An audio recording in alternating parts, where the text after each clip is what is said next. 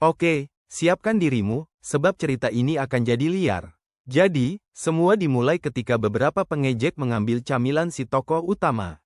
Sangat menyebalkan, kan? Orang kita seperti, "Hei, kamu tidak bisa sembarangan ambil barangku." Tapi si pengejek cewek bilang, "Bro, ini kan kiamat.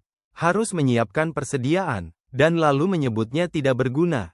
Sakit. Saat-saat sulit membutuhkan tindakan nekat, jadi dia memohon agar roti itu dikembalikan.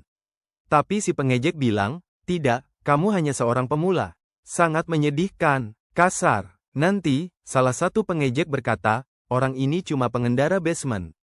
Benar-benar batu loncatan, masih di tanah." Pahlawan kita bilang, "Bisakah aku dapat camilanku kembali, tolong?" Si pembuli tidak senang dengan itu. Lalu menghentakkan sepatu kayunya di lengannya. Kasar sekali, kan? Dia melihat ke bawah dan berkata, "Kamu pecundang, bermimpi tentang cewek kaya." Lalu dia mengucapkan kata-kata yang mengejutkan.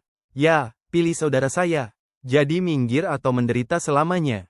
Sudah dipukul habis-habisan, orang kita berpikir, Lin dan Liu, kalian akan menyesal. Lalu boom, layar permainan online muncul, mengatakan dia sekarang punya banyak kredit balas dendam. Saatnya untuk membalas. Dia terkejut, menyadari sistem nakal ini nyata. Tapi dia bilang, "Aku sudah cukup terhina, dan sekarang sistem ini ingin aku tetap biasa saja." Sistemnya bilang, "Tidak, kamu bisa membalas," dan kemarahan mereka berubah menjadi kredit, 100 kali lipat. Membaca ini, dia semangat tentang bonus manis. Dengan tekad, dia bilang, "Aku akan menghancurkan semua orang yang mengabaikanku." Lalu seorang wanita muncul, bertanya kenapa dia hanya duduk di sana. Dengan kesal, si merah bilang, "Bro, kamu nggak bisa berpura-pura cedera dengan saus tomat." Pahlawan kita maju, memberikan paket padanya, dan bilang, "Hari ini aku murah hati." Si Chus yang sangat malu jadi marah, dan bam, lebih banyak kredit untuknya. Sistemnya sah. Setelah memberikan lebih banyak barang, dia bertanya apakah itu cukup dan bilang, "Jika kamu punya selera yang bagus, kamu akan mendapatkan lebih banyak." Wanita itu berpikir dia bangkrut tapi dermawan, dan bertanya apakah persediaan itu benar-benar miliknya. Saat dia pergi, si pirang mengonfirmasi, "Iya, dan jika kamu butuh lebih banyak, tinggal teriak saja." Perasaannya meningkat 20, berpikir dia dermawan dan cukup imut. Dengan peningkatan perasaan ini, dia mendapatkan 58.000 kredit. Plus, semua hadiah untuk Chew akan diganti. Jackpot. Merayakan, dia masuk ke dalam gedung dan melihat dua wajah yang dikenal. Tersenyum, dia berpikir, ATM sudah online. Gadis itu melihat Chunyu dan bertanya bagaimana dia bisa sampai di sana, menggoda tentang masalah lift. Rambut merah bilang, "Si pirang gak bisa ngalahin Dewi," tapi dia bilang, "Gak takut sama sepatu yang jelek." Cewek itu menyentak, "Jangan ngomong sembarangan, kamu gak bisa punya dia." Tanpa terpengaruh, dia bilang, "Saya biarkan saja, dia cewek level A." Kemarahan Liu naik ke level 78. Lalu, Chu Yao muncul. Cowok kita memerah karena dia pindah cuma untuk menemuinya, dan itu berhasil. Melihat Dewi, rambut merah mencoba memperkenalkan diri, tapi dia pergi ke si pirang, nanya kenapa dia gak menemuinya. Si pengganggu bilang, "Gimana anak ini tahu Chu?" Pahlawan mengajaknya ambil perlengkapan, tapi dia bilang harga sekarang gila tinggi. Roti telah naik dari 8 yuan menjadi 160, lonjakan 20x. Di latar belakang, gadis God menimpali, "Akui saja kamu bangkrut, berhenti berpura-pura." Gadis pirang pamer persediaan, berkata, "Jika butuh lebih, tanya saja." Bahaya di luar sana. Gadis God marah, bertanya bagaimana dia bisa mendapatkan begitu banyak makanan. Tingkat kemarahannya melonjak ke 113. "Baiklah, siap-siap untuk perjalanan liar ini. Jadi, para cowok semua, yo, dia lulus radiologi tapi tidak bisa berdebat, kenapa bisa gitu?" Gadis itu, sangat kesal, balik menyerang, "Pecundang. Berani-beraninya kamu mempermalukan aku seperti itu." Chu, yang sama sekali tidak terpengaruh, memberitahu si blon bahwa dia sekarang menginap di tempatnya, karena dia butuh pengawal. Sistemnya seperti, "Bro, sudah mengumpulkan lebih dari 200.000 kredit dari semua kekacauan ini." Gadis itu, dengan mata terbuka lebar, bertanya apakah dia punya trik makanan ajaib, tapi dia hanya menghindari pertanyaan itu. Dengan tatapan curiga, Dia bertanya-tanya mengapa dia begitu santai belakangan ini, mencurigainya sedang merencanakan sesuatu. Chu terpeleset, tapi kemudian dia bilang, "Ayo masak, aku lapar." Dewi kecantikan itu tersenyum sinis, melihat anak laki-laki itu menolak pesonanya, membuatnya semakin menarik. Tapi sebenarnya, dia di dapur, merasa lega masih bisa tetap tenang. Tiba-tiba, TV mengeluarkan suara keras tentang gelombang dingin mega, dengan angin kencang dan hujan. Wajah pahlawan langsung berubah, menyadari bahwa kiamat berarti cuaca gila, pemadaman listrik, dan siapa yang tahu apa lagi. Boom, lampu dapur padam. Chu bertanya, kenapa listrik padam sekarang? Gelombang dingin saja belum datang. Ketukan keras di pintu memecah keheningan, mengklaim itu adalah pemeriksaan lingkungan. Di dalam, gadis berambut merah meminta mereka untuk menunggu. Cowok di sampingnya berpikir ini aneh, karena pemeriksaan terakhir baru sebulan yang lalu. Dia pikir itu karena masalah air dan listrik, tapi si pria utama tidak percaya. Tingkat frustrasinya semakin meningkat. Selain itu, jika itu tentang air atau listrik, seharusnya orang-orang properti yang menangani. Merasa curiga, pria itu mengambil pisau, menyembunyikannya di belakang punggung, berpikir ini mungkin sebuah jebakan. Melihat melalui lubang pintu, dia melihat beberapa sosok mencurigakan yang terlihat gelisah. Dia memutuskan untuk tidak membuka pintu, menyuruh mereka untuk mengganggu tetangga saja. Mereka mengabaikannya, bersikeras pada pemeriksaan rutin.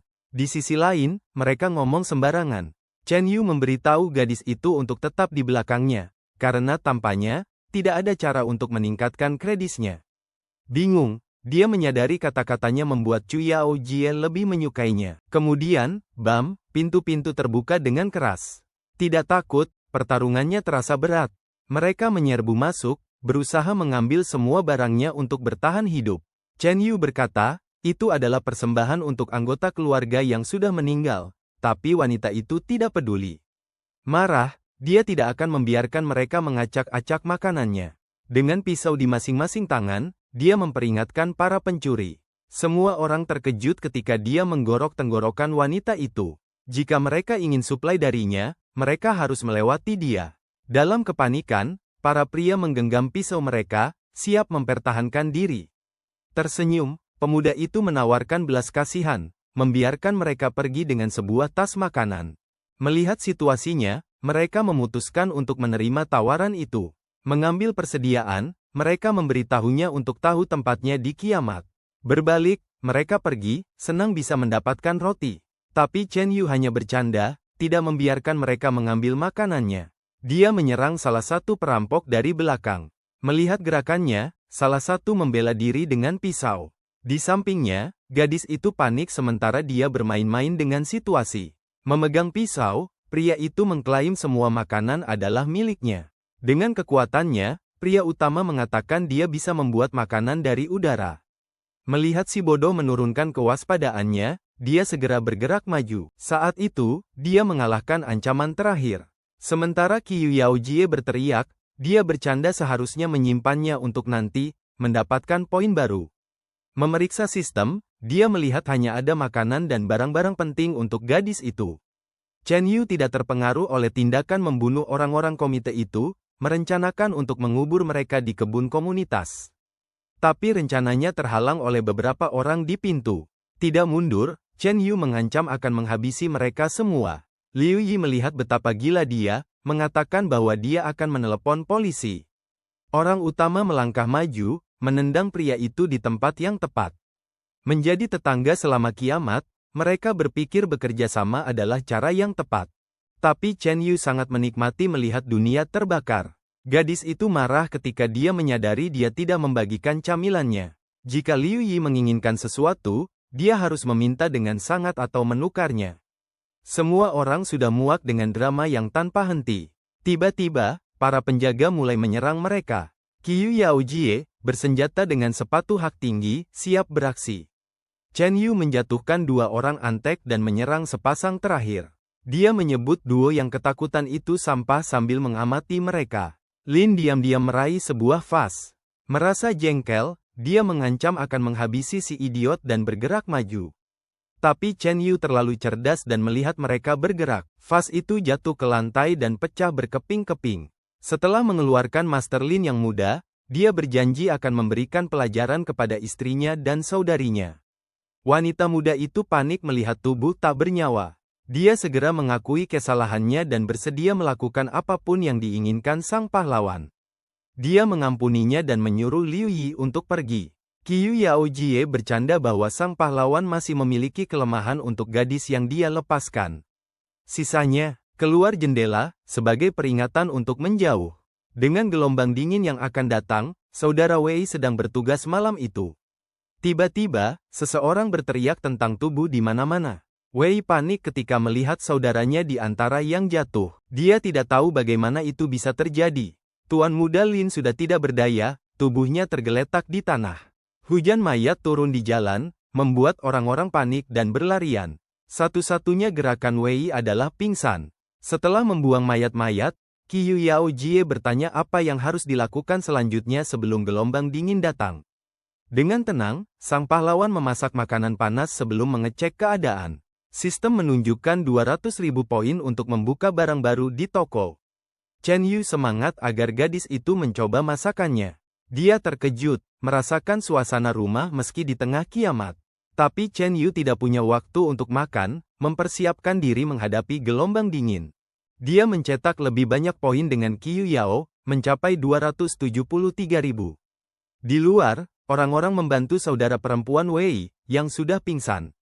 Melihat Chen Yu mengawasi, anak itu tidak senang melihatnya lagi. Sang pahlawan bertanya apakah mereka sedang berbicara padanya. Setelah bercanda, dia menamparkan pipi anak nakal itu. Chen Yu menghabiskan 100.000 kredit untuk meningkatkan statistiknya, sempurna untuk mengatasi anak-anak nakal. Menyaksikan, pria itu terkesima dengan kekuatan mendadak sang pahlawan. Di lutut, dia merayu untuk belas kasihan, mengatakan pilihan sangat sedikit di masa kiamat. Anak yang di tanah itu berjanji tidak akan bercanda lagi dan akan membantu jika diperlukan. Pahlawan itu merenungkan situasi saudara. Berkeringat, mereka menunggu keputusan Chen Yu. Penasaran, dia bertanya mengapa air dan listrik mati. Mereka menjelaskan seluruh gedung terputus, dan mereka pergi dari pintu ke pintu, mengambil persediaan. Chen Yu memerintahkan agar utilitas dihidupkan kembali dan membawa Lin Bei Wei, berjanji akan melindungi. Di sofa, saudara perempuan Wei terbangun saat para pria menikmati makanan lezat. Dia tidak tahu di mana dirinya berada. Melihat Mi, dia bertanya-tanya tentang persediaan yang ada. Chen Yu, sang ahli makanan, menunggu Wei bangun. Kesal, dia tidak percaya saudaranya memanggil orang asing itu kakak untuk Mi. Dia bilang meskipun Chen Yu baik, dia tidak akan membiarkan saudaranya menyerahkan Yi. Bahkan untuk semangkuk Mi, dia menolak untuk makan. Poin kemarahannya melambung hingga dia membuang makanan itu. Wei menuntut agar dia diberi Mi, atau saudaranya akan membalas dendam. Pelan-pelan, dia meletakkan panci makannya di meja dan menggenggam lengannya dengan kuat. Tanpa terpengaruh, dia mengusirnya keluar dari apartemennya. Qiu Yaoji sangat khawatir meninggalkan seorang gadis di suhu dingin. Maksudnya, siapa yang melakukan itu? Tapi Chen Yu, tidak. Dia santai, sama sekali tidak terganggu. Wei hanya berdiri di sana, terkejut bahwa orang itu bisa membiarkannya terjebak di lorong.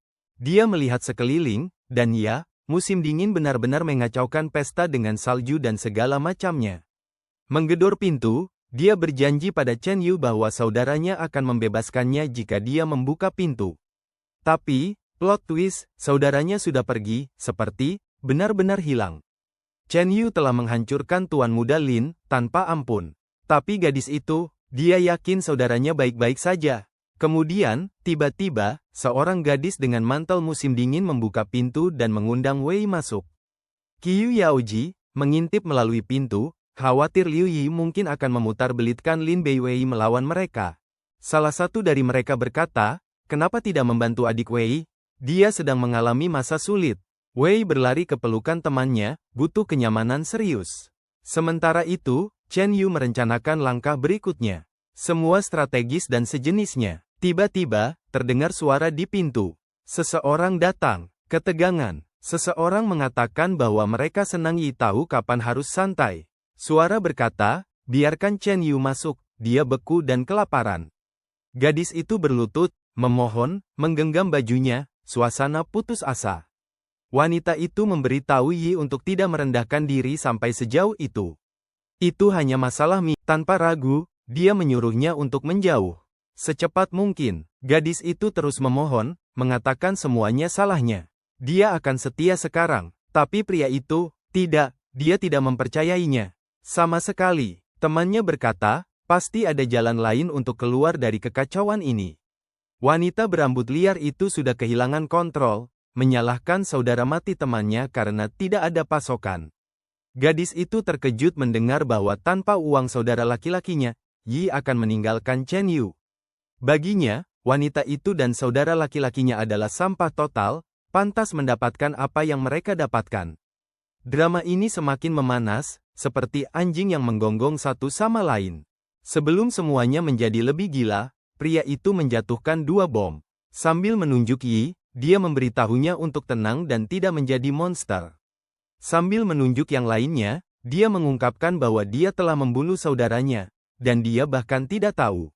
Meteran marahnya mencapai 578, dan dia bersumpah untuk menumbangkan Chen Yu.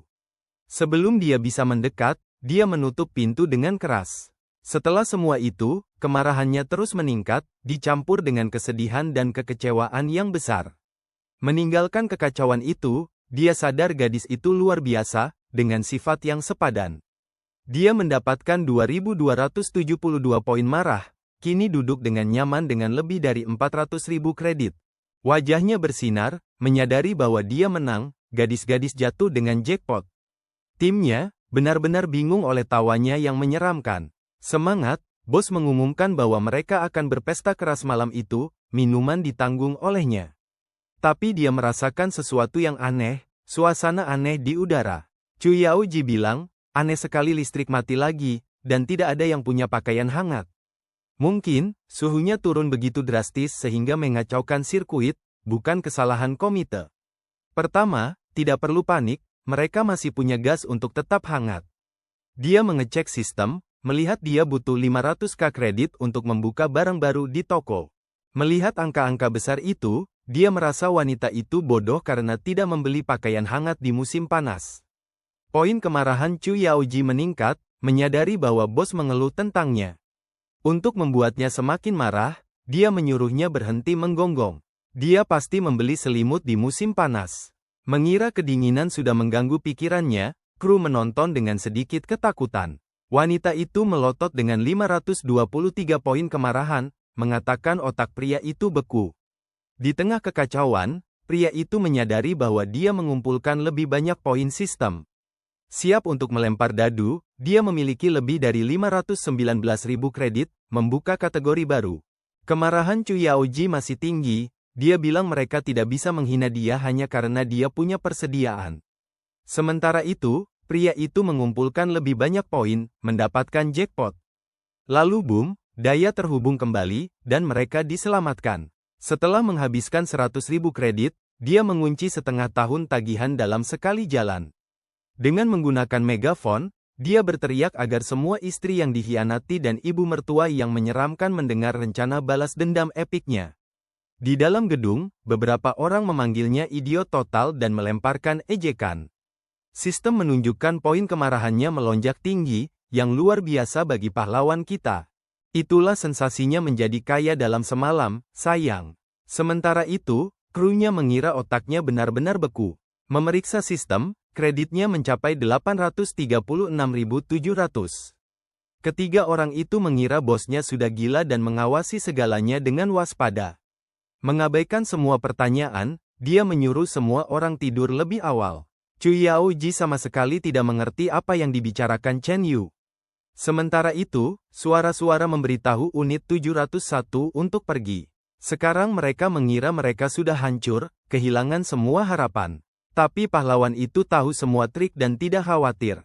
Bingung, teman-temannya mengira dia sudah dicuci otak. Di luar, seorang wanita menantang mereka untuk membuka pintu, mengancam akan menghancurkan kotak daya mereka. Itu adalah Sun Sinner, selebriti internet terkenal. Mengenali suara itu, pahlawan di pintu menampilkan pesonanya. Kesal, mereka memberitahunya untuk berhenti mengada-ada, secepatnya. Tapi pria itu tidak terpengaruh oleh tindakannya atau kekacauan yang ditimbulkan. Menjadi sangat kesal, pria itu memutuskan untuk menghancurkan kotak daya. Dengan palu di tangan, dia melampiaskan semua kemarahannya padanya. Pahlawan itu menyaksikan adegan itu seperti menonton film, tidak melakukan apa-apa. Sun Sinner memperingatkan inilah yang terjadi ketika seorang pecundang mengusik mereka. Saat itu, pemuda itu tersenyum misterius. Mengangkat tangannya, dia meletakkan jari-jarinya dengan tepat. Tiba-tiba, kotak daya yang penyok itu hampir langsung diperbaiki. Semua orang di sekitar terkejut dengan apa yang baru saja terjadi. Menggoda orang yang merusaknya, dia bilang orang itu lemah dan belum makan cukup. Tidak membiarkannya begitu saja. Dia mengambil palunya lagi dan memukul kotak daya itu.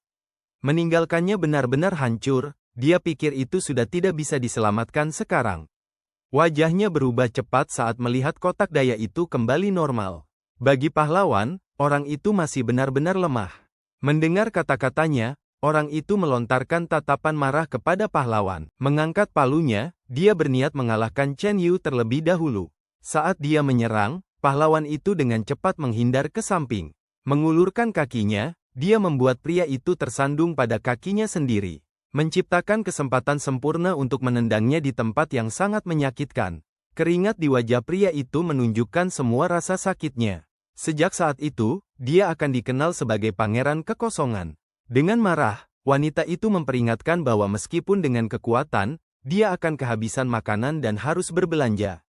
Mengabaikannya, dia tidak menganggap itu masalah besar. Mendengar bahwa dia adalah seorang influencer besar, dia tidak takut dan menawarkan makanan untuk merayakan.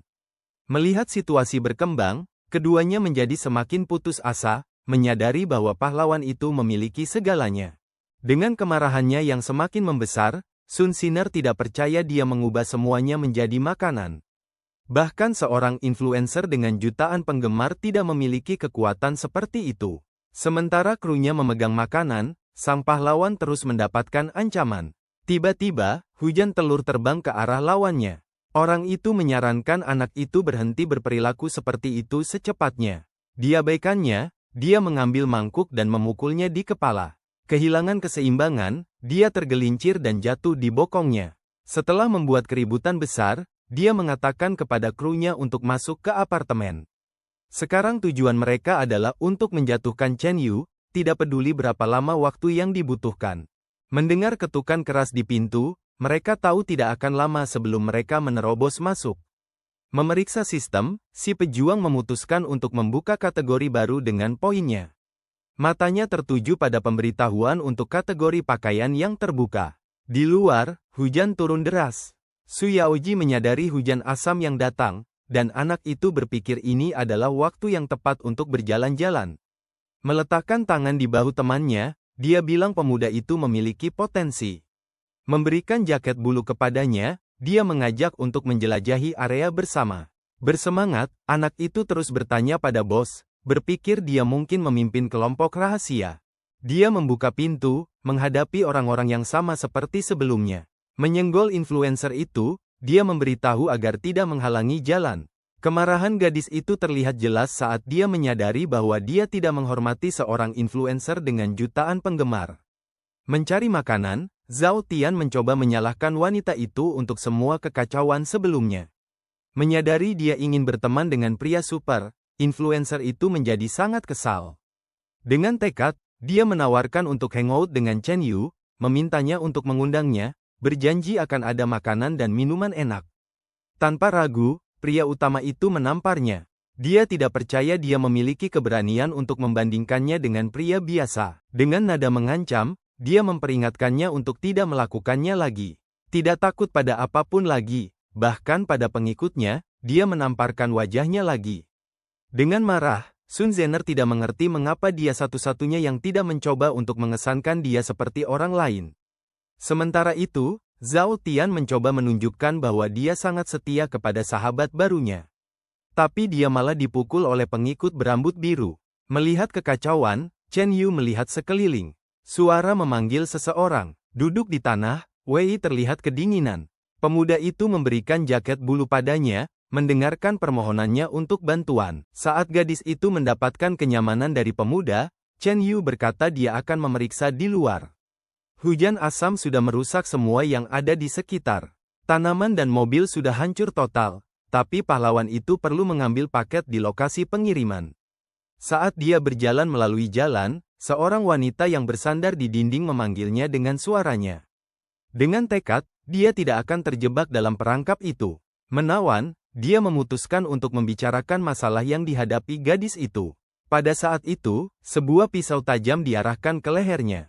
Mengancam pejuang itu, dia memerintahkannya untuk segera melepas pakaiannya.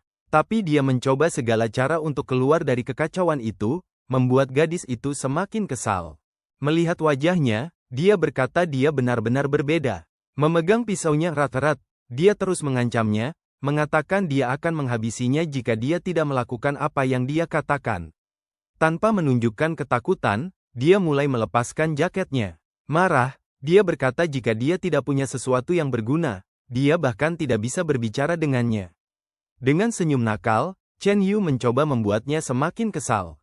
Tiba-tiba, dia melihat sesuatu yang aneh di tangannya. Pria utama mengambil kembali pakaiannya dan memberitahunya untuk berbicara lagi ketika dia belajar meminta dengan sopan. Melihat tangannya, gadis itu menyadari bahwa pakaiannya benar-benar menghilang. Dengan level kemarahannya yang meningkat, dia menerjang pahlawan dengan pisau. Tapi dia jauh lebih cepat dan menangkap lengannya dengan sekuat tenaga. Dia menekan dia melawan dinding bata. Memegang lengannya, dia berkata dia tidak memenuhi syarat. Sementara dia berkata tanpa sumber daya itu, Chen hanya menggunakan angka, kehidupan yang tidak berharga di masa kiamat. Dia memberinya misi, meminta dia untuk pergi ke rumah sakit kota, menghadiahi dia dengan 2 bungkus mie. Makanan itu sudah cukup untuk membuatnya sangat berterima kasih, karena semut hanyalah semut. Tidak tahan menerima semua pelecehan itu, pahlawan tersebut memukulnya di wajah. Di bawah hujan, dia menyentuh wajahnya yang memar karena tamparan itu. Tingkat kemarahannya meningkat pesat, tapi pria utama sepertinya tidak mendengar keluhannya. Saat hujan asam turun, dia memanggil Chen Yu. Memalingkan badan, dia memberikan alamatnya, mempertaruhkan bahwa dia tidak akan punya keberanian untuk datang. Saat itu, dia berpikir akan mengambil persediaannya dan membuatnya membayar untuk semuanya. Kembali ke rumah, dia membawa sebuah paket di tangannya. Duduk di lantai, influencer itu menunggu Chen Yu muncul. Dalam keadaan putus asa, dia merenggut kaki Chen Yu dan memohon agar dia menerimanya, berjanji akan memenuhi semua keinginannya.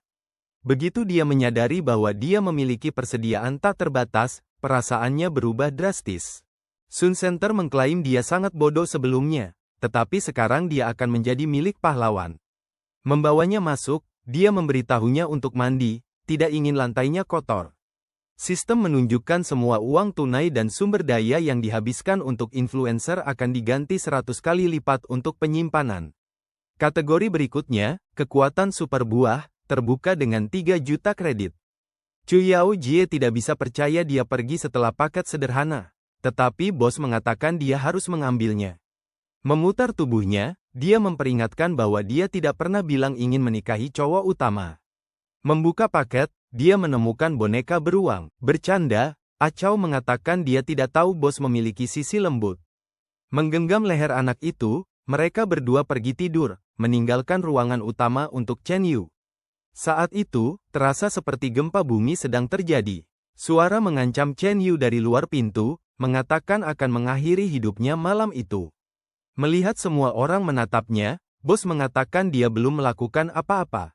Kesal, dia menyuruh semua orang untuk tidur segera.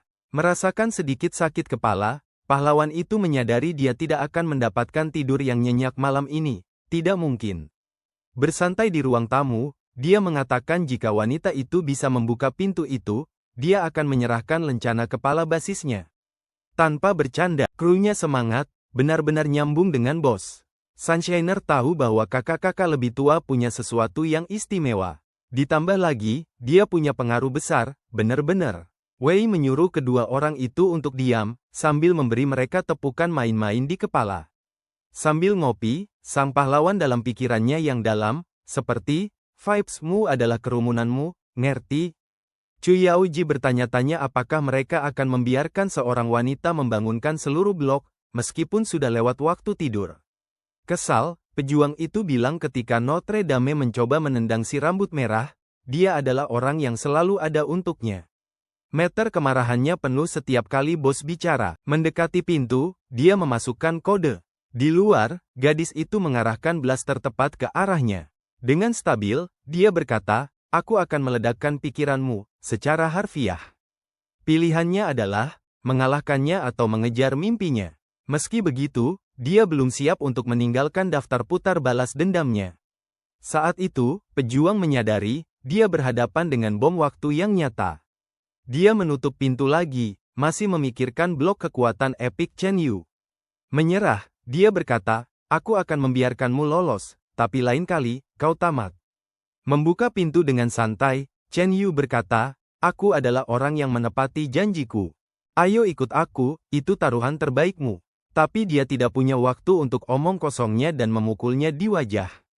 Di dalam, Chu Yaoji menunggu dengan pesta mie dan daging. Terkagum-kagum dengan persediaan kiamat Chen Yu, dia berkata, "Bagaimana ini bisa nyata?" Saat itu, si pirang menghampiri MC, mengatakan dia lapar.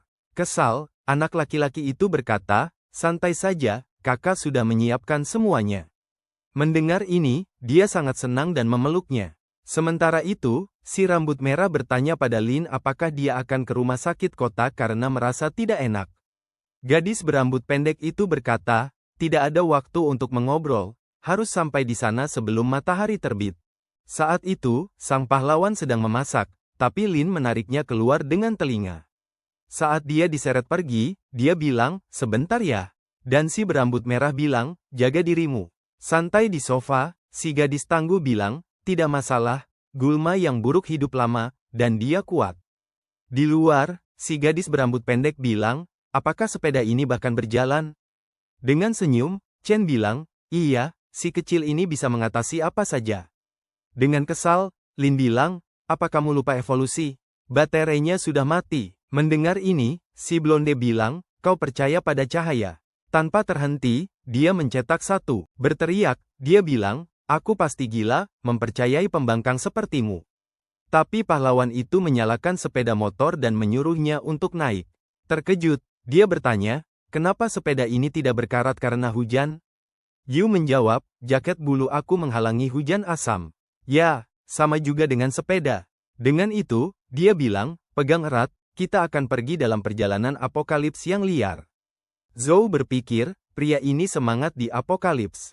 Apakah dia penyelamat yang disebutkan ayahnya? Saat itu, sistem memberitahu, Zhou meningkatkan kasih sayang 10 poin setelah menang romansa. MC memiliki saldo 2.210.000 poin. Dengan itu, si bocah bilang, "Serahkan senjatanya untuk diperbarui." Gadis berambut pendek terkejut dia bisa meningkatkan senjata. Di dalam kepalanya, si pirang berpikir, cashback 100x, dan kasih sayang gadis itu, skor.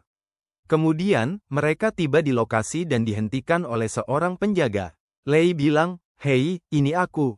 Tapi si penjaga bilang, "Tidak peduli." Kakek itu bilang, dia pasti membawa semua jenis kuman dengan penampilannya. Chun langsung masuk, memberitahu penjaga untuk berhenti bercanda. Kakek itu bilang, "Lidahmu tajam, ya?" Dalam sekejap, sang pahlawan meninju penjaga itu, membuatnya jatuh. Si pirang bilang, "Pasti enema gliserin," dan bilang si pria harus bertindak seperti umpan meriam. Tiba-tiba, satu regu penjaga muncul. Yu sudah siap dengan senjatanya, mengklaim dia akan menunjukkan kepada semua orang apa yang bisa dilakukan oleh dewa baku tembak. Dia mulai menembaki para penjaga, dan mereka jatuh seperti lalat. Bahkan ada yang merayu untuk mendapat belas kasihan. Si pria utama hanya memberinya pukulan dengan senjatanya, tidak masalah. Mereka masuk ke dalam, dan Yu memanggil si tua Qin. Si tua itu memanggilnya si kecil Rose dan bertanya bagaimana dia bisa sampai di sana dengan semua hujan asam di luar. Kesal, dia meminta agar dia tenang dan bertanya tentang kemajuan eksperimen. Sementara itu, pria utama mencoba meminta perawat untuk memeriksanya. Temannya menarik telinganya, bilang dia minta masalah. Perawat ikut bicara, bilang kiamat baru saja dimulai dan bertahan hidup itu yang sebenarnya. Qin bilang, Tidak banyak orang muda yang memiliki kemampuan seperti Chong Wei, dan wanita itu bilang dia punya banyak sumber daya dan koneksi. Si Pirang ikut bertanya apakah sampah itu dilapisi emas, dan perawat bertanya apakah dia cemburu. Dia mengungkapkan bahwa Chong Wei-nya punya semua barang dan bilang pemuda itu hanya mencoba mendekati kakaknya untuk mereka. Si Pirang bilang, kalian berdua seperti kacang dan kulitnya. Lei bercanda bahwa Chun bahkan membeli mie daging di rumah, bukan hanya roti biasa. Perawat itu tidak percaya, mengatakan sumber daya telah dikunci dan bos-bos mengumpulkan segalanya. Si Pirang bilang, kamu hidup di masa lalu. Kakek itu bertanya apakah orang utama bekerja dengan pemerintah atau pebisnis, dan dia bilang tidak. Gadis berbaju merah muda memberitahu kakeknya untuk berhenti bertanya, mengatakan bahwa anak laki-laki itu hanya pemicu masalah. Lei mencoba membelanya, tetapi saudarinya bilang dia hanya cemburu, karena Chong Wei tidak memilihnya. Tiba-tiba, Chun menamparkan perawat itu, meningkatkan kemarahannya sebanyak 558 poin. Dia terus menamparkan, membuatnya semakin marah. Di tanah, dia bilang dia Chong Wei bersama kelompok Hao Wei, tetapi orang utama itu tidak terganggu. Kemudian, pria itu muncul, dan istrinya mengungkapkan segalanya. Dia marah, bertanya siapa yang mengganggu istrinya, dan dia menunjuk ke si Pirang. Suaminya memerintahkan para preman untuk memukul anak itu, tetapi mereka melukai tangan mereka saat memukulnya. Perawat, marah, menyuruh mereka untuk menyelesaikan anak itu. Satu orang mengambil pisau, tetapi Chun menendangnya pergi seperti bos. Pemimpin itu kesal, menyebut para preman itu tidak berguna. Lei memberitahu Chong Wei bahwa dia hanya mendekati saudara perempuannya untuk data eksperimen. Perawat itu tidak setuju, mengatakan bahwa suaminya benar-benar mencintainya. Orang utama mengambil data, mengatakan dia akan menyerahkannya jika mereka membiarkan mereka. Gadis itu tidak percaya anak itu orang yang seperti itu. Pemimpin bilang, setuju. Perawat itu memanggil anak itu penakut.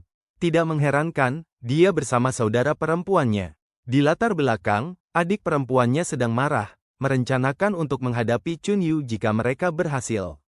Dengan kertas-kertas itu, pemimpin bilang mereka keluar.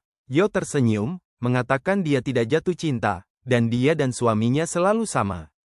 Wanita itu mengatakan beberapa orang tidak ditakdirkan untuk kekayaan, dan orang utama mulai mengejeknya. Perawat itu, kesal, meminta suaminya untuk bertindak, dan dia mengirim para preman lagi. Orang utama meminta waktu istirahat. Wanita itu bertanya apakah dia takut, tetapi dia bilang dia sudah tidak merasa takut sejak kiamat melanda. Zhou Chang selesai, mengatakan data eksperimen ada pada mereka, dan anak itu tidak akan melanjutkan pembicaraan keras. Orang utama menunjukkan bahwa data itu sudah hilang dari kelompok.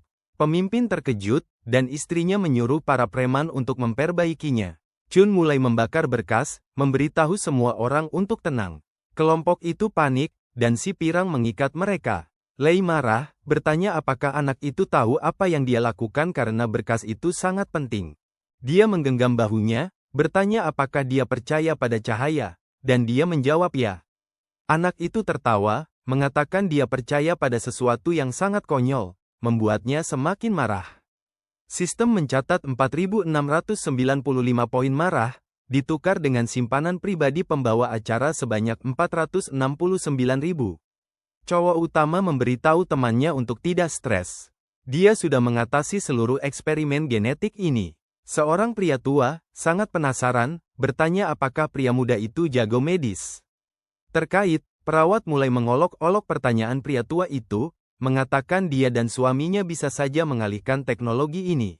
MC mendekat, mengatakan kepada wanita itu untuk tidak berlebihan hanya karena dia mengalami gangguan mental. Dia marah, tapi pria utama bercanda bahwa dia sudah vaksin rabies, jadi dia tidak takut. Melanjutkan olok-olok, Chen mengatakan dia punya permainan mental yang lemah dan mudah marah. Membuktikan hal itu, level kemarahannya terus meningkat.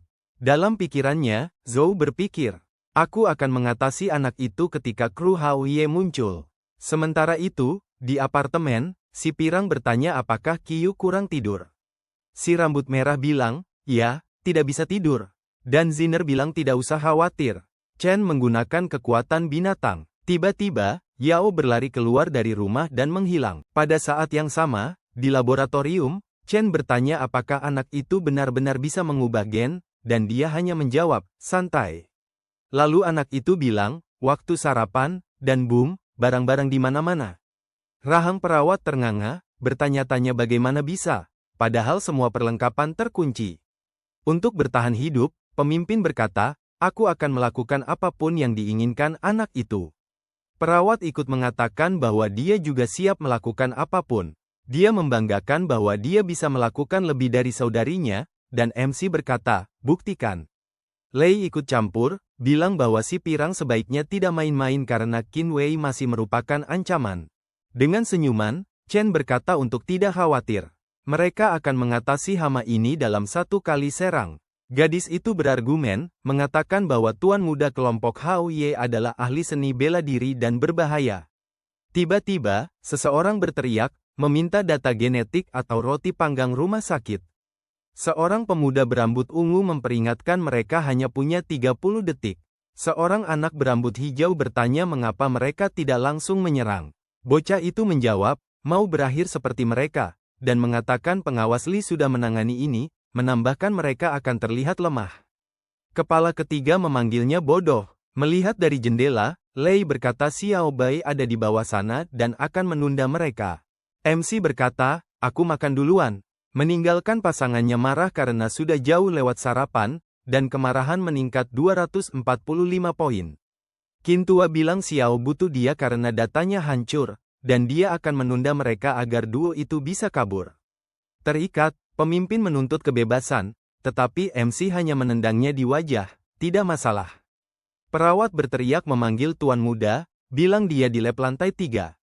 Mendengar ini, anak berambut hijau berkata itu suara Miaur dan mereka harus menyelamatkannya.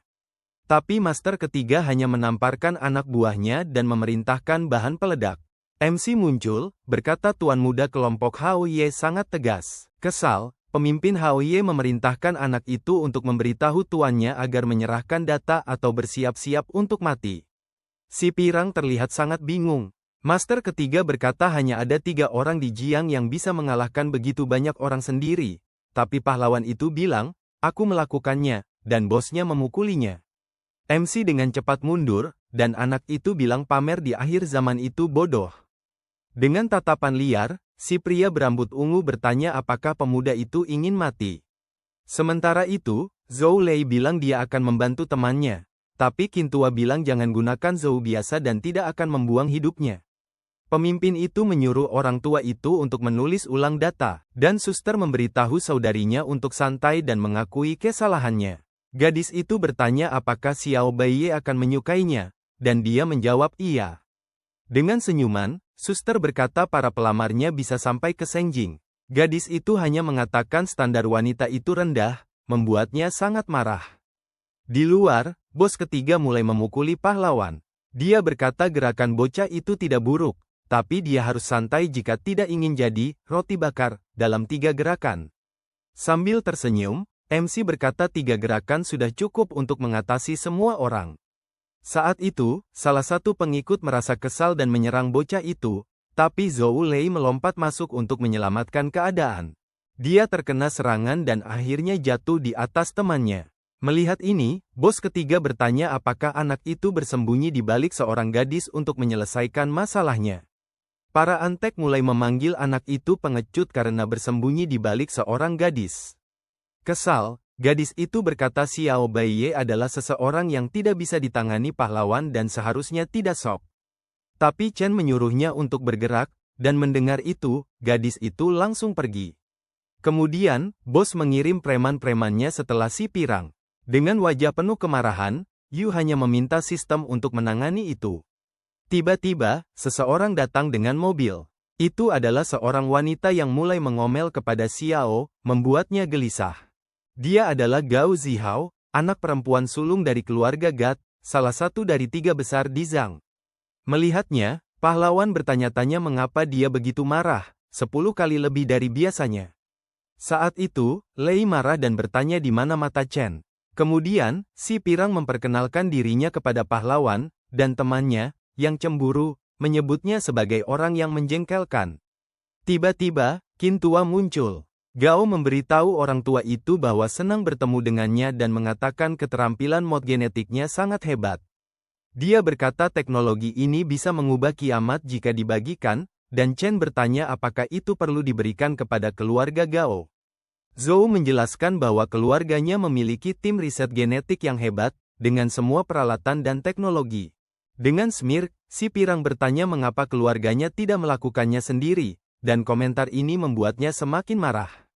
Sekarang, Haris meminta putranya untuk memikirkan hal itu dan mengatakan keluarganya adalah pilihan terbaik untuk melayani siapapun. Melompat masuk, pembawa acara mengatakan dia sedang berbicara dengan orang yang salah, yang membuatnya semakin kesal. Kemudian, orang tua itu mengatakan bahwa teknologi mod genetika yang dia buat agak remeh.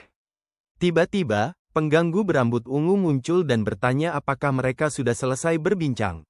Si pirang bertanya apa maksudnya, dan Zhou menuntut agar mereka menyerahkan data mod genetika. Gao mengatakan pria itu menginginkan semuanya, dan dia mengatakan semua keluarga harus mencium sepatu botnya jika dia mendapatkannya. Pada titik ini, Yu mengatakan bosnya sangat percaya diri dan mengklaim dia punya dukungan dari asosiasi hewan. Mendengar ini, Zhou mengeluarkan pistol, mengatakan dia bukan vegetarian, dan dia sudah cukup dengan anak itu. Sambil marah, bos memerintahkan anak buahnya untuk melempar semua orang ke dalam gedung, dan mereka melakukannya. Zhou mengatakan Chen membuat Xiao meninggalkan semua orang untuk menjaga penelitian, tetapi kakaknya mengatakan otaknya tidak sedalam itu. Sekarang, Old Qin mengatakan dia percaya kemampuan Chen untuk mengeluarkan mereka dengan selamat. Dengan tidak ada pilihan lain, Haris hanya mempercayai kata-kata orang tua itu. Sementara itu, Xiao menyalakan bom di luar. Dia melemparnya ke arah gedung, dan boom, itu meledak. Dengan senyum, pria itu mengatakan anak itu tidak akan bangun, karena dia juga tidak bisa. Kemudian, salah satu kaki tangannya bertanya apakah itu sudah cukup, dan bosnya mengatakan mereka sudah menggunakan banyak bahan peledak. Tapi seseorang muncul di latar belakang. Itu pahlawan, yang mengatakan bahwa pria itu tidak seharusnya main api. Dengan terkejut, Xiao bertanya-tanya apakah anak ini seorang monster. Sekarang, Zhou memberitahu bosnya bahwa dia sudah kalah. Tapi dia mengatakan dia meremehkannya. Gao bertanya apakah mereka pikir bisa mengatasi mereka hanya dengan beberapa senjata. Tapi dia berbisik kepada MC dan bertanya apakah bar mananya tidak memiliki cooldown, dan dia menjawab dia tidak tahu. Mendengar ini, gadis itu terkejut dan kehilangan semua rasa percaya dirinya. Lalu, Xiao memerintahkan anak buahnya untuk menembak. Dalam pikirannya, gadis berambut pirang tahu ada terlalu banyak senjata dan dia tidak bisa melarikan diri. Bertekad untuk mengambil risiko, dia menggunakan kekuatannya untuk mengubah senjata anak buah itu menjadi senjata mainan. Melihat ini, bos ketiga jadi cemas dan bingung.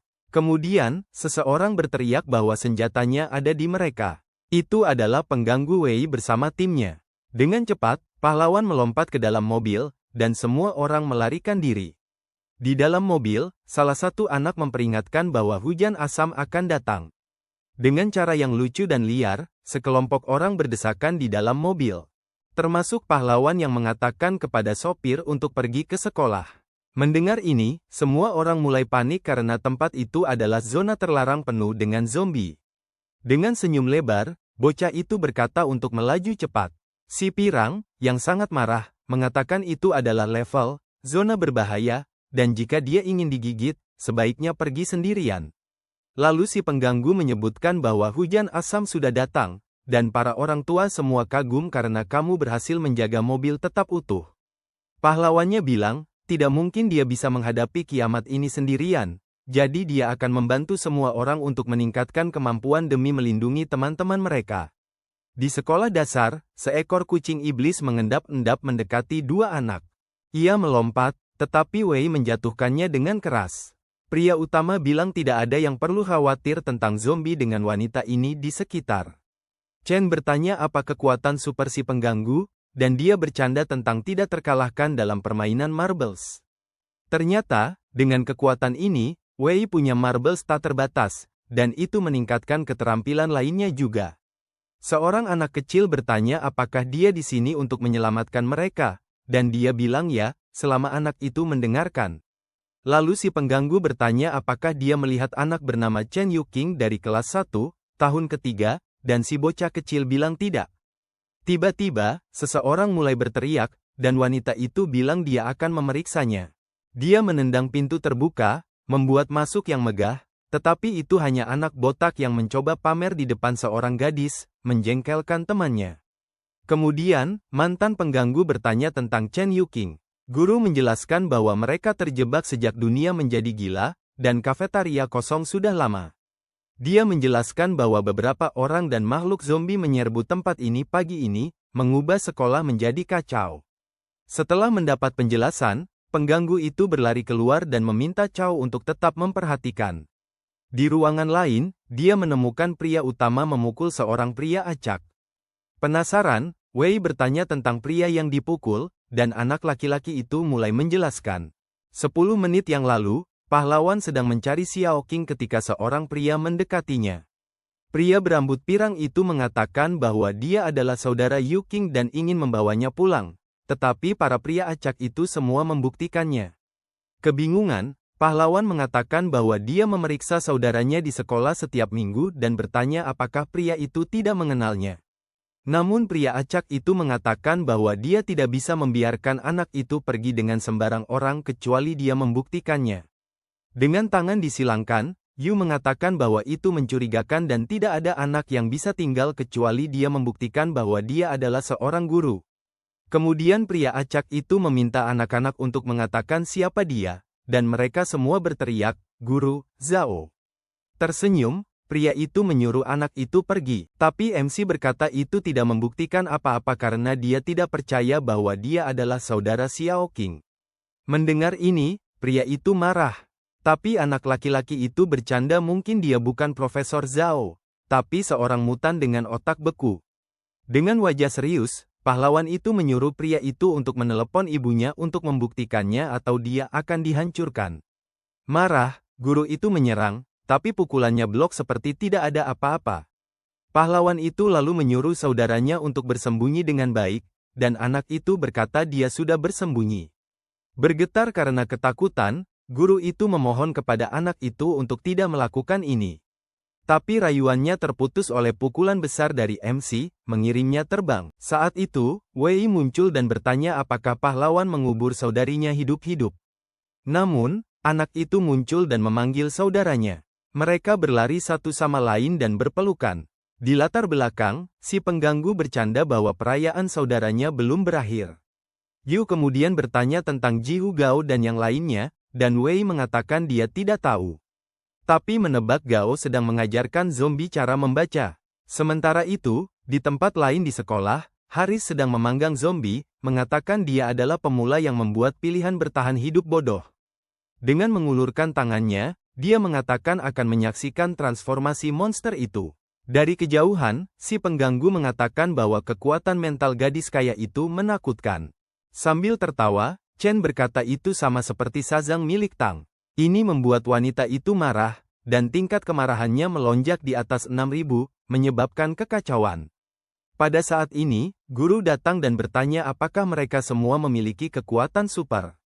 Sambil menarik telinga temannya, Haris berkata iya, dan memberitahu semua orang untuk segera pergi dari situ. Wanita itu mulai mengucapkan terima kasih kepada kelompok, tetapi anak-anak semua bilang, nggak masalah, cuma dengar dari ISIS jangan bermain pahlawan. Gao penasaran jika Yu tidak memanfaatkan momen itu, lalu sistem bilang, selamat, Yu baru saja mendapatkan 10 juta. Dia hanya menatap, berpikir, cacing, sudah selesai. Kemudian, wanita berkacamata mengerti, tetapi dia tetap sangat bersyukur atas bantuan mereka. Salah satu anggota kru bilang, bukankah kita harus mengurus anak-anak? Tapi MC-nya bilang, bro, ada banyak taman kanak-kanak di sekitar. Haris setuju, bilang itu mencurigakan setelah gelap, dan pria botak menyarankan memberi guru buah. Lalu, si pengganggu bilang, diam semua, dan si pirang hanya menonton, berpikir pria ini beda dari yang lain. Tiba-tiba, alarm berbunyi. Gao bilang, itu alarm bahaya, monster dekat. Mengintip keluar, gelombang seperti hujan asam masih terus turun. Sepertinya kita menginap di sekolah. Dengan itu, si tokoh utama bilang, langkah pertama, bersihkan semua ancaman tersembunyi.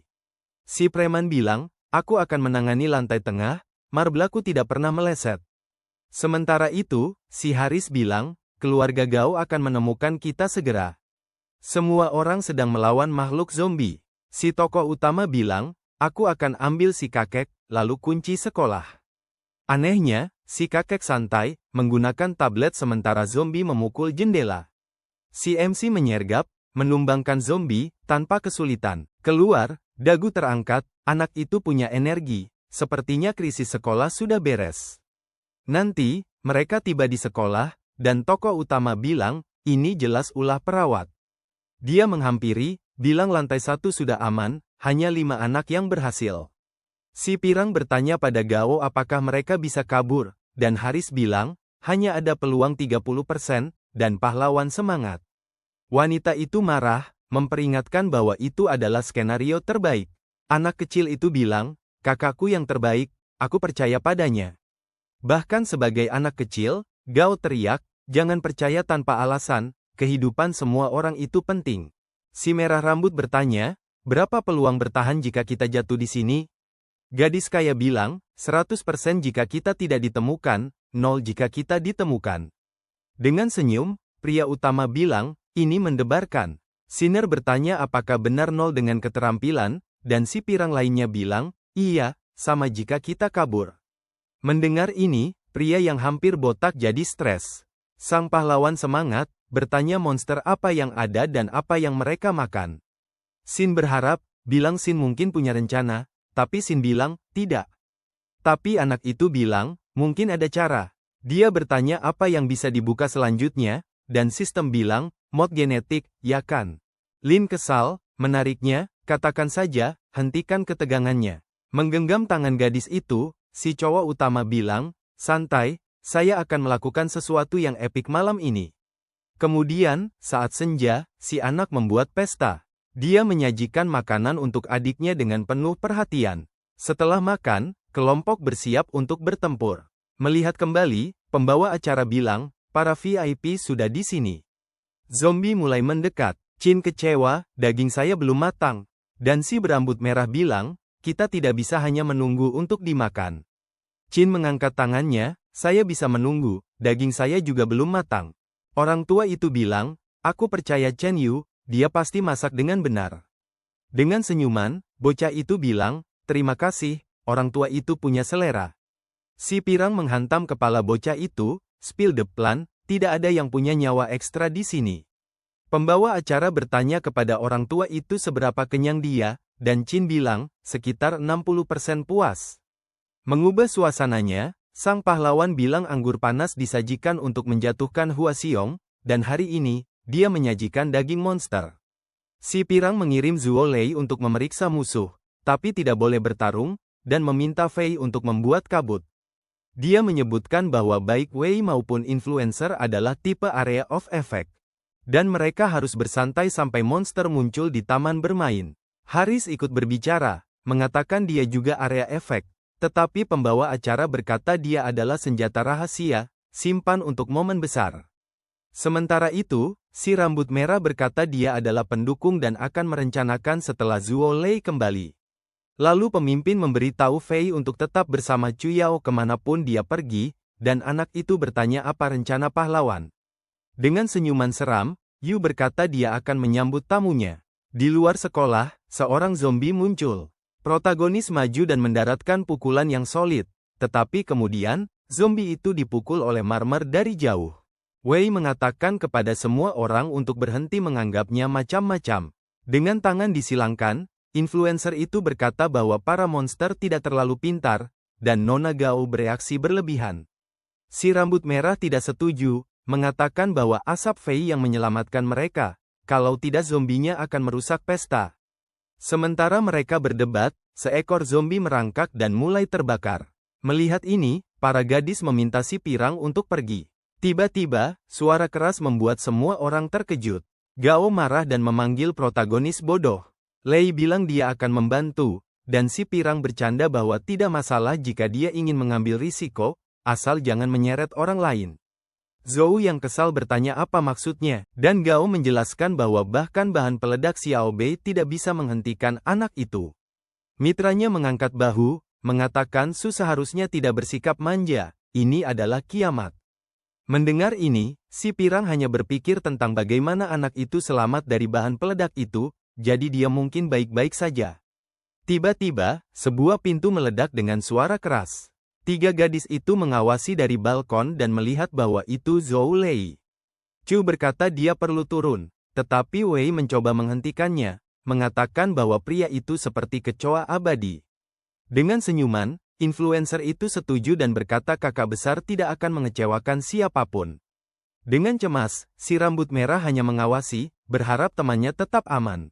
Di luar, bocah itu mulai batuk dari asapnya. Protagonis bercanda bahwa beberapa monster makan mentah, tapi yang ini mau bebeki. Mendengar ini, Fei bilang anak itu pasti memiliki potensi menjadi pemimpin. Pahlawan terus berkata, langkah kecil untuk zombie adalah lompatan besar bagi jenis monster. Semua terkejut saat Chen Yu hanya bersantai di asap, tertawa. Malu, Lei bertanya apakah dia kedinginan. Dia bingung, lalu menyadari pakaiannya hilang. Dengan cepat, dia berpakaian, dan lebih banyak zombie muncul. Zhou bilang keamanan bangunan adalah kunci, jadi dia pergi. Melihat gerombolan zombie, si berambut merah bertanya-tanya apakah Chen Yu bisa menghadapinya. Di balkon, Wei bersiap untuk melempar lebih banyak marbles. Seorang zombie mengendap-endap mendekati protagonis dan menyerang dengan bau yang menyengat. Zombie itu panik karena bau anak laki-laki itu. Dengan sinis, Yu mengatakan dia telah makan dengan baik, membuat zombie itu marah. Lalu anak itu meminta Sinner untuk melakukan tugasnya, dan Wei menutup telinganya. Dengan megafon, influencer itu mulai mengeluarkan omongan yang tidak masuk akal layaknya kata-kata kasar. Zombie-zombie itu pusing karenanya. Menutup telinganya, anak itu mengatakan itu luar biasa. Tetapi beberapa zombie mulai mencari tahu dari mana suara itu berasal. Khawatir, sosialita itu bertanya apa yang sedang dilakukan Chen Yu. Qin mengatakan semua monster dari zona terlarang sedang menuju ke arah mereka. Fei khawatir, berusaha melindungi adik bosnya. Dia berlutut dan memberitahu gadis kecil itu bahwa dia akan membantu kakak Chuyao dan meminta dia untuk kembali ke kamar. Memberi sebuah permen lollipop, gadis kecil itu berkata sebaiknya dia kembali dengan selamat. Dengan senyuman, anak itu menolak, mengatakan dia tidak makan camilan anak-anak. Tapi dia berterima kasih atas perhatian itu. Khawatir, si rambut merah mengatakan lebih banyak monster yang datang. Merasa sebaliknya, dia tetap tenang, mengatakan Chen Yu bisa mengatasinya. Tapi Wei berpikir, tidak deh, orang itu adalah magnet kekacauan yang berjalan. Sementara itu, salah satu kru sedang bersantai dengan bosnya, yang bilang, kamu takut mati. Orang yang hampir botak itu bilang, tidak, itu sial. Dan orang utama bilang, hei anak, kembali sini. Sambil merokok, anak buahnya bilang, tanpa tim, saya sudah tamat, dan keterampilan epik ini. Lupakan saja, mengambil rokok, pahlawan bilang, bro, merokok itu berbahaya untuk kesehatan. Saat pelajaran hidup ini disampaikan, segerombolan zombie mendekat. Tangan di saku, MC bilang, jangan ganggu gaya keren dan tampan saya. Lalu anak buahnya bilang, saya akan tetap dekat dengan bos mulai sekarang. Sambil tersenyum lebar, pahlawan berkata, sistem, lakukan halmu. Dan bam, dia mengumpulkan 43.000 poin kemarahan, menukarnya untuk beberapa peningkatan epik. Dia membuka mod genetik, kekuatan cahaya, dan ekodomain, tidak masalah. Dengan suasana menyeramkan, anak itu berkata, malam ini bakal santai. Sekilat, pahlawan mengeluarkan beberapa power up. Dia meminumnya, dan boom, dia bersinar seperti Super Saiyan. Dari kejauhan, Chiang berkata, apa yang dilakukan anak itu? Dengan tatapan garang, si pirang berkata, tidak peduli siapa zombie itu sebelumnya.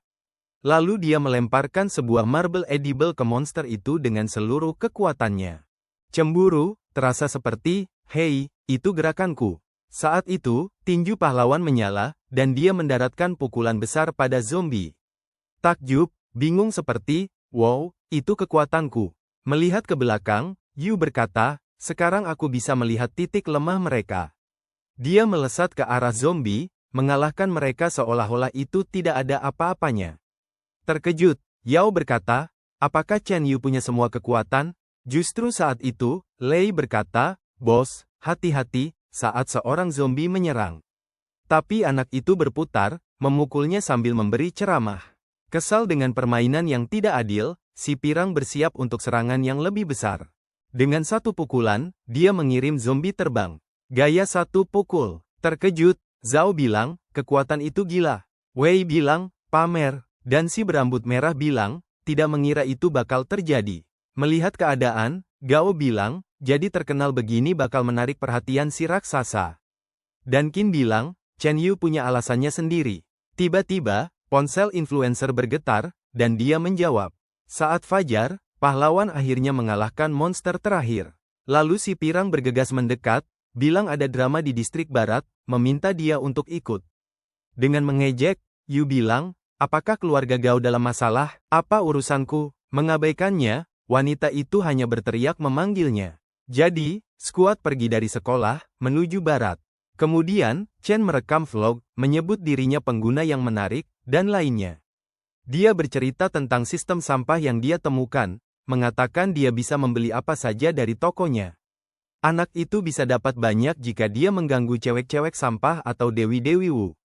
Krunya ada Zhou Lei, yang hobi berkelahi, dan Lin Beiwei, mantan penindas. Juga ada Fei, Qiyu Yao, si rambut merah, dan Sun Sinner, si influencer.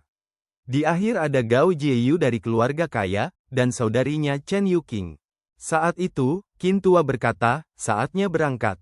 Yu bilang, oh ya, Qin tua, ahli genetika. Sekarang, si pirang penasaran apakah monster atau manusia yang menyebabkan kekacauan di barat, tempat keluarga Gao berada. Tak lama, mereka berhenti di jalan. Seorang wanita berambut biru muncul, dan si pirang mengungkap identitasnya. Mayor Zhang bilang, masih ada monster di kota, jadi saya akan mengantar nyonya muda kembali demi keselamatan.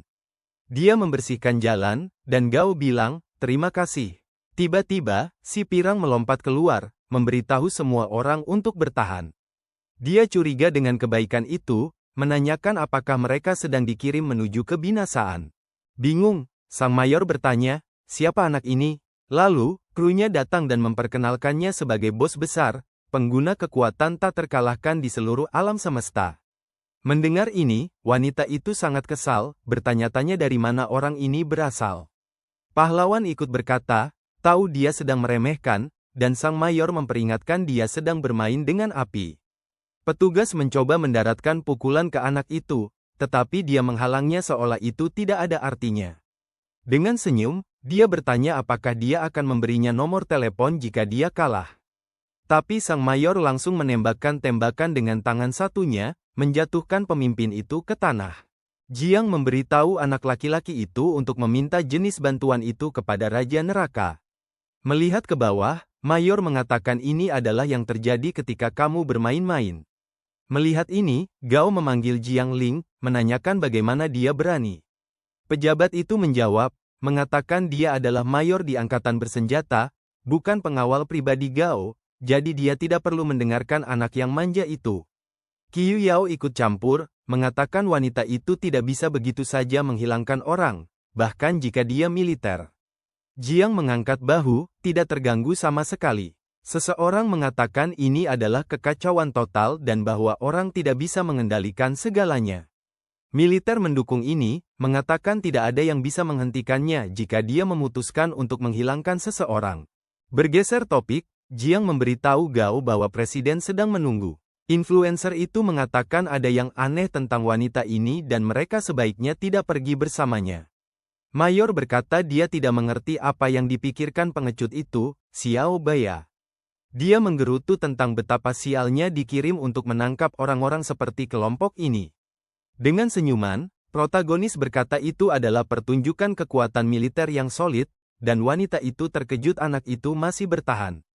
Chen menirukan wajah terkejutnya, membuatnya semakin marah. Dengan senjatanya siap, dia berkata anak itu pikir dia hebat, hanya karena dia punya beberapa kekuatan, dan itu bodoh. Jiang berkata tuan ketiga, Xiao, menyebutkan bahwa jika mereka tidak bisa menangkap orang hidup-hidup, mereka mungkin harus mengeluarkannya. Tanpa rasa takut, pahlawan mengatakan bahwa si mayor sekarang hanya menjadi anjing bantu orang lain. Wanita itu marah dan mencoba menembak, tetapi anak itu menghindar. Dia dan krunya mulai menembaki, tetapi protagonis menghindari semua peluru seolah-olah dia dalam permainan video. Tidak lama kemudian, militer menyadari dia kehabisan peluru. Yu maju, mengatakan dia bisa berteriak semau dia, dan kata-katanya kembali mengganggu wanita itu. Tanpa pilihan lain, Jiang menyerang untuk bertarung dengan tangan, tetapi anak itu menghindar lagi. Setelah menghindari pukulan lain, protagonis mengatakan Xiao mengirim petugas militer untuk menangani krunya.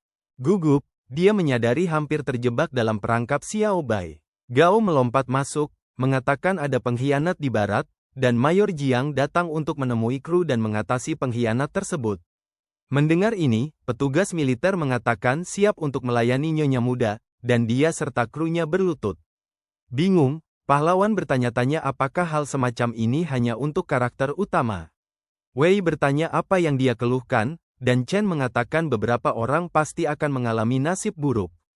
Sementara itu, Xiao memberitahu kepala keluarga Gao bahwa Ji Yu agak keras, dan dia seharusnya membuat keputusan yang tepat untuknya. Seseorang menyebutkan kru tidak ingin membuat kesalahan lagi, dan bertanya di mana Nyonya Muda itu. Anak berambut ungu itu mengatakan dia sudah begadang, mengacaukan pendengaran dan ingatannya. Tiba-tiba, seseorang berusaha membuka pintu dengan keras. Itu adalah Mayor Jiangling, melapor untuk bertugas. Salah satu orang marah, bertanya apa yang dilakukan orang militer di sini. Saat itu, Ji Yu juga muncul, mendorong si pembuli dengan sekuat tenaga. Dia marah, mengatakan tidak takut lagi padanya, tapi dia hanya menamparnya. Dengan marah, Xiao memanggilnya rubah dan menyuruh rubah itu mengikat si pirang dan membawanya pergi. Mengambil senjatanya, petugas militer itu berkata rencananya sempurna dan dia juga bukan vegetarian. Tanpa menyadari senjata yang mengarah ke arahnya, Xiao terus tertawa, mengatakan dia akan bersenang-senang hari ini. Tapi kemudian dia melihat senjata itu dan bertanya mengapa Mayor mengarahkan pistol ke arahnya. Di latar belakang, protagonis datang untuk mengolok-oloknya lagi. Melihat si pirang, Bai Ye mengumpat kepadanya, menyebutnya brengsek dan mengatakan Jiangling mengkhianatinya. Dengan senyum lebar, MC berkata, maaf, mengklaim dirinya orang baik, tidak seperti mereka yang berpikir mereka akan hidup selamanya. Si pengganggu segera menyadari dia sedang diejek, membuat sang pahlawan senang. Tiba-tiba, penjahat itu meledak dalam tawa jahat yang liar, bertanya apakah mereka benar-benar berpikir mereka satu-satunya yang memiliki kekuatan. Gao bilang, wow, kamu menemukan orang-orang berkuasa lainnya. Dengan senyum, Xiao bilang ke si pirang untuk jadi ceweknya, menjanjikan keselamatan untuk keluarganya. Dalam pikirannya, pahlawan berpikir, apakah ada lebih banyak orang berkuasa? Apa aku satu-satunya yang punya sistem? Lalu dia dapat ide untuk berpura-pura, mengklaim bahwa dia satu-satunya yang bisa menumbuhkan buah kemampuan, bertanya apakah sang master kepalanya terbakar dalam ledakan. Penindas itu tergoda, tertawa, bilang bahwa Chen Yu pasti mencuri buah kemampuan dan hanya berpura-pura jadi kuat. Dia membual akan menemukan pengguna kekuatan, jadi keluarganya akan memiliki berbagai kemampuan. Tim merasa kecewa, menyadari bahwa pengganggu hanya membanggakan hal-hal yang bahkan tidak terjadi. Gao Zdat bertanya pada putrinya tentang pria berambut pirang itu. Dia mengatakan bahwa itu Chen Yu, seorang pengantar dari Jiang Cheng. Mendengar ini, ayahnya langsung diam. Gao berpendapat bahwa dia melihat anak itu menggunakan kekuatan dan mendapat kemampuan karena dia. Pria itu mempertanyakan, ingin tahu mengapa memberikan teknologi kepada orang biasa daripada keluarganya yang kaya. Lelaki tua itu mencoba menjelaskan, tetapi pria itu seperti, lepaskan saja anak itu, dia subjek uji. Zihao mencoba berargumen, tetapi ayahnya memotongnya, mengatakan bahwa dia tidak seharusnya merasa kasihan pada orang kelas rendah. Gadis itu bersikeras bahwa itu bukan masalahnya, dan ayahnya menjadi kesal, bertanya apakah dia menyukai si pengantar. Si pirang menyangkal, mengatakan dia masih bingung. Tanpa waktu untuk dibuang, pria itu menyatakan dia akan mengeluarkan anak itu. Si pirang memohon kepada Master Gao untuk tidak terburu-buru, menjelaskan bahwa mereka semua berada di tim yang sama. Tetapi pria itu tidak setuju. Kepala keluarga tersebut mengatakan bahwa anak itu hanya seorang pengantar. Bahkan dengan kekuatan, itu seperti kucing buta yang menemukan tikus mati. Zihao setuju, mengatakan mereka bisa mempekerjakan pengguna kekuatan lain untuk mengalahkannya. Dalam kekacauan ini, kepala keluarga memerintahkan krunya untuk mencopot kekuatan anak itu dan mengusirnya. Tapi pria tua itu masuk, mengatakan kepala tidak bisa melakukan itu. Berargumen, pria itu mengatakan kepada Qin untuk tidak mengkhawatirkannya. Dia punya banyak subjek uji. Pria tua itu menjelaskan bahwa kepala salah, mengungkapkan bahwa dia belum menemukan cara untuk mendapatkan kekuatan. Mendengar ini, otak kepala keluarga mulai berpikir. Dengan jujur, Qin mengatakan Chen Yu mungkin satu-satunya yang bisa menumbuhkan buah keterampilan. Semua orang terkejut dan panik dengan berita mengejutkan ini. Dengan cara yang dramatis, Yu mengatakan dia tidak bisa bergabung dengan keluarga Gao sebagai orang biasa. Beralih topik, kepala keluarga mulai memanggil anak laki-laki itu sebagai menantunya, mempermalukan putrinya. Seorang anak buah memanggil ipar blotnya Chen, mengatakan bahwa mereka semua sekarang satu keluarga besar. Yu bercanda bahwa standar keluarga sangat tinggi, jadi dia takut jatuh besar. Ipar barunya meyakinkannya bahwa dia tidak akan jatuh, berjanji akan mendukungnya. Tapi sang pahlawan berkata itu belum cukup, mengisyaratkan bahwa ketua keluarga adalah jenius rahasia. Si blonde merasa kesal, mengatakan bahwa anak itu hanya pamer karena dia mendapat sedikit rasa hormat. Anak buah itu ikut menimpali, setuju dengan ipar, mengatakan bahwa dia bisa menetapkan syarat apapun. Wajah sang pahlawan bersinar, bertanya apakah dia benar-benar bisa. Ketua mengatakan dia bisa, asalkan itu sesuatu yang bisa ditangani keluarga Gao. Pahlawan itu mulai memperhatikan si rambut blonde, membuatnya gelisah. Tanpa ragu, dia mengatakan ingin putri kepala suku menikah dengan Bei. Pria berambut ungu berlutut, memohon kepada calon mertuanya untuk menyetujui. Malu, Jihao bertanya apakah Chen Yu punya keinginan untuk mati. Dengan gugup, bocah itu bilang itu hanya lelucon, meminta dia untuk tidak menganggapnya serius. Kepala suku langsung menanyakan apa yang dibutuhkan agar pahlawan ikut keluarga Gao. Tanpa basa-basi, Chen bilang dia tidak mau berjudi atau menggunakan narkoba, dan bos lebih baik menangkap maksudnya. Mendengar ini, pria itu menjadi sangat semangat, seperti baru tahu pizza gratis. Xiao sedang berlutut, memberitahu si pirang bahwa anak itu tidak layak untuk dipercaya, sama sekali. Tapi Jihao hanya bilang, "Yo, pembuli, menghilang." Kemudian salah satu dari kelompok pahlawan bilang, kenapa tidak mengambil alih sisi barat daripada bekerja untuk Tuan Cemberut? MC punya rencana, meski membuat mereka berpikir semuanya aman jadi mereka menurunkan kewaspadaan. Licik sekali, temannya bilang, itu menawarkan kepada malam. Tapi anak itu bilang, tidak, itu menyembunyikan kekuatan kita, menunggu momen yang sempurna. Bos keluarga Gao bilang mungkin nanti. Tapi Chen bilang, bagaimana dengan sekarang, dengan suasana yang lebih gelap daripada lemari pakaian seorang god? Anak itu bilang, aku mau kursi kakek. Mendengar ini, wajah pria itu berubah dari tidak ada ekspresi menjadi, apa kamu baru saja bilang itu? Dengan cepat, dia menyebut anak itu nakal.